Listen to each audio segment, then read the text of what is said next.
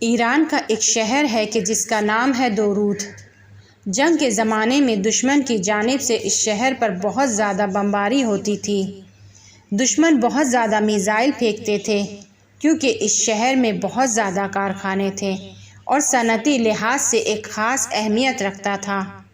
خاص طور پر اس شہر میں سیمنٹ کے کارخانے بہت زیادہ تھے اور دشمن کی بمباری کرنے کی دوسری اہم وجہ یہ تھی کہ تہران سے جنوب تک جانے کے لیے ریلوے لائن اس شہر سے گزرتی تھی اور تہران سے جتنے بھی فوجی سوار ہوتے تھے وہ دورود سے ہوتے ہوئے محاذ پر جایا کرتے تھے۔ لہٰذا دشمن چاہتا تھا کہ اس ریل کی پٹری کو وہاں پر تباہ کر دے، اس لیے وہ بہت زیادہ بمباری کرتا تھا۔ اس شہر کے امام جمعہ کا کہنا ہے کہ میں آیت اللہ بہاؤالدینی کو دورود لے کر آیا تاکہ انہیں دکھاؤں کہ یہاں پر بمباری کا کیا حال ہے۔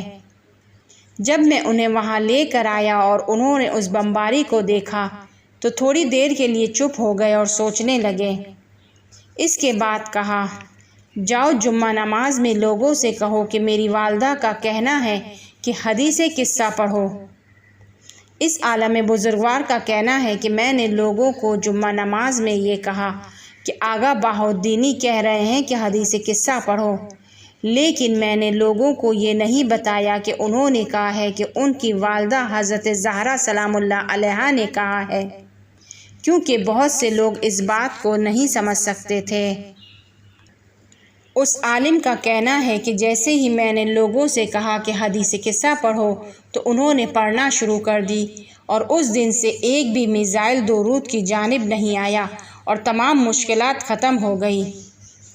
حیرت کی بات یہ ہے کہ وہ خود کہتے ہیں کہ جنگ کے آخری دنوں میں عراق کے ایک ہوائی طیارے کے پائلٹ کو گرفتار کر کے دورود لایا گیا تھا اور اس سے سوال و جواب کر رہے تھے کہ تم نے کہاں پر بمباری کی اور کہاں پر میزائل گرائے۔